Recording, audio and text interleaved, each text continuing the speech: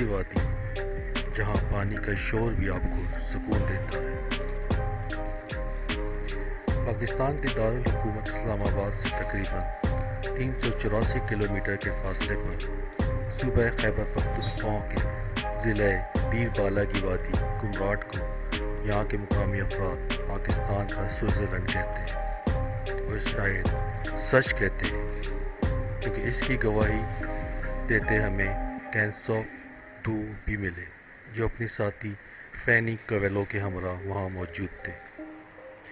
فینی 30 برس بعد سوئٹزرلینڈ سے پاکستان آئی تھی اور اب ان کی منزل کمراٹ تھی، جہاں کے نظارے انہیں ہزاروں میل دور سے کھینچ کر لائے تھے۔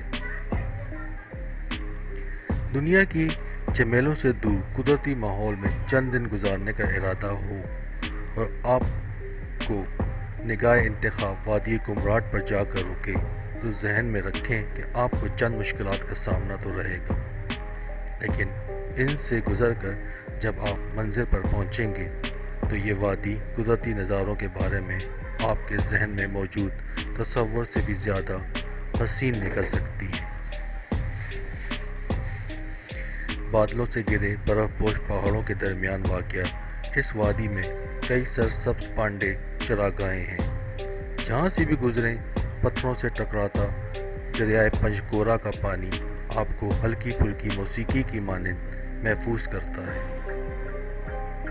اور دیوار کی جنگلات سے اٹھنے والی مہک آپ کو اس قدرتی حسن کی یاد دلاتی ہے جس کا تصور کر کے آپ نے یہاں آنے کا ارادہ کیا تھا۔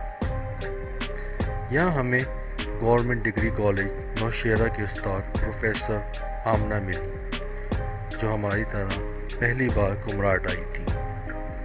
انہوں نے BBC کو بتایا کہ یہاں کے سب سے مزے کی بات اونچے اونچے پہاڑ اور ساتھ میں پانی کا شور ہے جو عجیب سا سکون دیتا ہے۔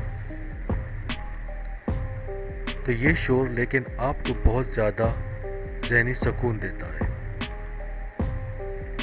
ذہنی سکون تو ملتا ہے لیکن یہاں پہنچنے کے لیے بڑے پاپڑ بیلنے پڑتے ہیں۔ اگر ایسا نہ ہوتا تو وادی کمراٹ بھی ملک کے دیگر مشہور سیاحتی مقامات میں شامل ہوتی، لیکن ایسا نہیں ہے،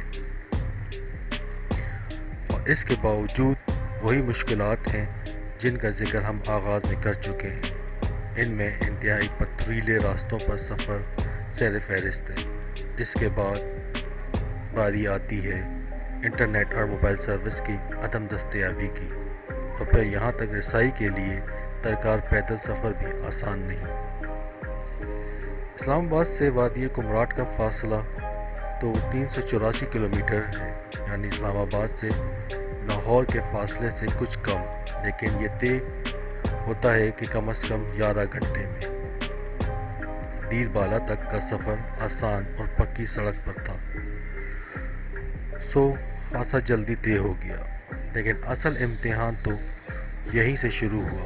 اس کے بعد آنے والے علاقے شیرنگل میں موبائل سروس ساتھ چھوڑ گئی، اور مزید آگے چل کر آنے والے گاؤں تھل میں سڑک بھی جاتی رہی۔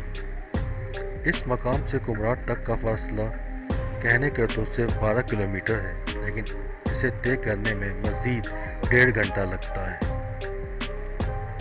وادی کمراٹ میں داخل یوں تو پہاڑوں کے دامن میں دریائے پنجگورہ کی شاخ دریائے کمراٹ بہتی دکھائی دیتی ہے، اور دوسری جانب چھوٹے چھوٹے گاؤں ہیں، اور پھر وہ قدرتی نظاروں سے مالا مال مقامات جہاں صرف وہی سیاح آتے ہیں جنہیں قدرتی حسن دیکھنا ہو۔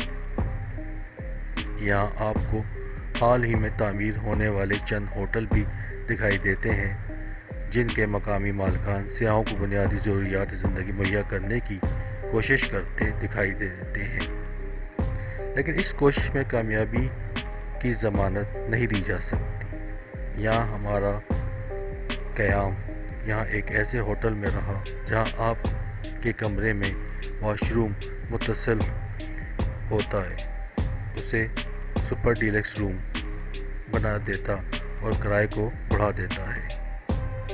وادی کمراٹ کے آغاز میں واقع اس ہوٹل میں ایک خاص بات تھی، وہ یہ کہ شری نگر کے بعد صرف یہاں ہی موبائل سگنلز آ رہے تھے، اور وہ بھی صرف موبی لنک کے۔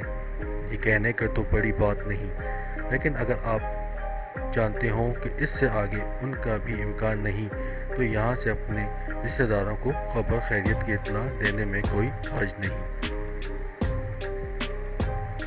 یہاں عموماً ہوٹل کے کمرے سہولتوں کے حساب سے 2 سے 6 ہزار روپے فی رات پر دستیاب ہیں، تاہم اس علاقے میں قیام کا واحد انتظام نہیں۔ 1 سے 2 ہزار روپے کی ادائیگی پر کیمپنگ کی سہولت مل جاتی ہے، جبکہ لکڑی اور ٹین سے بنی جھونپڑیاں 1500 سے 2000 کے عوض مل جاتی ہیں۔ اگر آپ پوری طرح قدرتی حسن سے لطف اندوز ہونا چاہتے ہیں اور آپ کے پاس کیمپنگ کے لیے اپنا انتظام ہے، تو درختوں کے درمیان جہاں جگہ ملے کیمپ لگا لیں۔ اس کا کوئی معاوضہ نہیں، لیکن خیال رہے کہ اس صورت میں رفع حاجت کھلی جگہ پر کرنی ہوگی۔